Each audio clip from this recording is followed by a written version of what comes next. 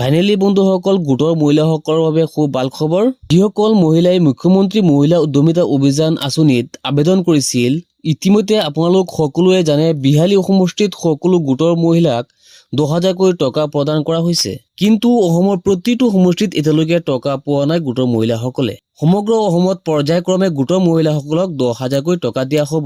এতিয়া আটাইতকৈ গুৰুত্বপূৰ্ণ কথাটো হ'ল যে আপোনালোকে যদি মুখ্যমন্ত্ৰী মহিলা উদ্যমিতা অভিযানত আবেদন কৰিছিল, তেনে ক্ষেত্ৰত আপুনি এই টকাটো পাবনে নাই, যদি পাব কেতিয়া পাব, এইটো এটা গুৰুত্বপূৰ্ণ প্ৰশ্ন হৈ থাকিল। গোটৰ বহুতো মহিলাই ভাবি আছে যে মই চৰকাৰী গোটৰ পইচা পাব এলিজিবল হওঁ, কিন্তু এতিয়ালৈকে কিয় আমি টকাটো পোৱা নাই। এই লিষ্টটো আপোনালোকে চাওক, যদি আপোনাৰ নামটো এই লিষ্টত আছে, অন্তৰ্ভুক্ত হৈ আছে, তেনেহলে আপুনি টকাটো পাই যাব নিশ্চিত। তাৰ বাবে আপুনি চিন্তা কৰাৰ কোনো প্ৰয়োজন নাই। এতিয়া কথাটো হ'ল, আপোনালোকে এই লিষ্টটো কেনেকৈ চেক কৰিব, আপোনালোকে এই লিষ্টটো ক'ত পাব, আপোনালোক বহুত কনফিউজত আছে এই লিষ্টটোৰ বাবে। লগতে আপোনালোকে টকাটো কেতিয়া পাব এই বিষয়ে আলোচনা কৰিম এইটো ভিডিঅ'ত। গতিকে এই ভিডিঅ'টো হেল্প চেল্ফ গ্ৰুপৰ মহিলাসকলৰ বাবে বহুত গুৰুত্বপূৰ্ণ হ'বলৈ ধৰিছে। আৰু যদি আপোনালোকে আমাৰ ভিডিঅ'টো নতুনকৈ আহিছে, তেনেহলে আপোনালোকে আমাৰ এই চেনেলটো ছাবস্ক্ৰাইব কৰি ৰাখিব। আৰু যদি ফেচবুকত চাই আছে, তেনেহলে আমাৰ পেজটো ফ'ল' কৰিব। ভিডিঅ'ৰ ডিছক্ৰিপশ্যনত এটা লিংক দিয়া আছে, সেইটো লিংকত আপোনালোকে ক্লিক কৰিব। তাৰপিছত এই পেজটো ওলাই আহিব। এই পেজটোত অলপ স্ক্ৰল কৰি অলপ তললৈ আহিব, ইয়াত আৰু এটা লিংক পাব। এই লিংকটোত আপোনালোকে ক্লিক কৰি দিব। লিংকটোত ক্লিক কৰি দিয়াৰ লগে লগে আপোনালোকৰ সন্মুখত এই লিষ্টটো আহি যাব। এতিয়া আপোনালোকে এই লিষ্টটোত আপোনাৰ নামটো আছে নাই আপুনি বিচাৰি উলিয়াব লাগিব। কিন্তু এই লিষ্টটো হৈছে ডিষ্ট্ৰিক্ট ৱাইজ লিষ্ট। এই লিষ্টটো বহুত দীঘলীয়া লিষ্ট হয়, কিয়নো কাৰণ এই লিষ্টটোত এটা ডিষ্ট্ৰিক্টৰ নাম, গোটেইবিলাক গোটৰ মহিলাৰ নাম আছে এটা ডিষ্ট্ৰিক্টৰ।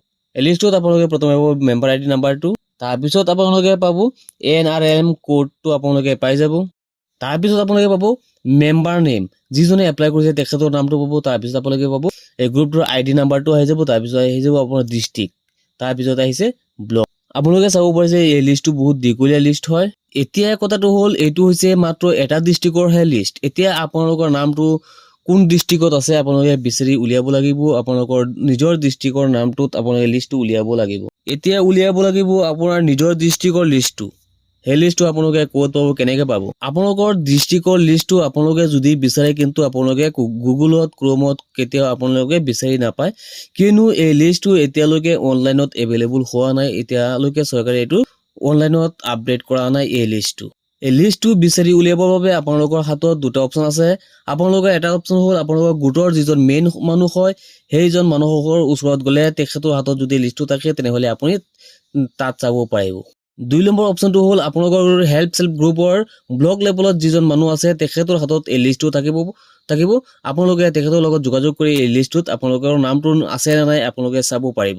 নিশ্চয় আপোনালোকে বুজিব পাৰিছে এই লিষ্টটো ক'ত কেনেকৈ আপোনালোকে পাব। এতিয়া আহিছো আপোনালোকে কেতিয়া টকাটো লাভ কৰিব। আপোনালোকে জানে 1 এপ্ৰিলত বিহালী সমষ্টিত টকাটো দিয়া হৈছিলে গোটৰ মহিলাসকলক। অসমৰ মুখ্যমন্ত্ৰীয়ে ঘোষণা কৰিছিলে যে অসমৰ প্ৰতিটো সমষ্টিত এটা এটাকৈ মিটিং আয়োজন কৰা হ'ব, আৰু সেই মিটিংখনত ঘোষণা কৰা হ'ব সেই সমষ্টিৰ টকাটো কেতিয়া দিয়া হ'ব বুলি। পৰ্যায়ক্ৰমে আপোনাৰ সমষ্টিটোত এটা মিটিং আয়োজন কৰা হ'ব। সেই মিটিঙত ঘোষণা কৰা হ'ব আপোনালোকৰ টকাটো কেতিয়া দিয়া হ'ব। এতিয়ালৈকে আপোনাৰ সমষ্টিত কেতিয়া টকাটো দিয়া হ'ব, সেই ফাইনেল ডেটটো এতিয়ালৈকে প্ৰকাশ হোৱা নাই অসম চৰকাৰৰ তৰফৰ পৰা। নিশ্চয় যেতিয়া ডেটটো প্ৰকাশ পাব, তেতিয়া আমি এইটো ভিডিঅ'ৰ জৰিয়তে আপোনালোকক জনাই দিম টকাটো কেতিয়া দিয়া হ'ব। আজিৰ ভিডিঅ'টো এইখিনি আছিলে, লগ হ'ব নেক্সট ভিডিঅ'ত।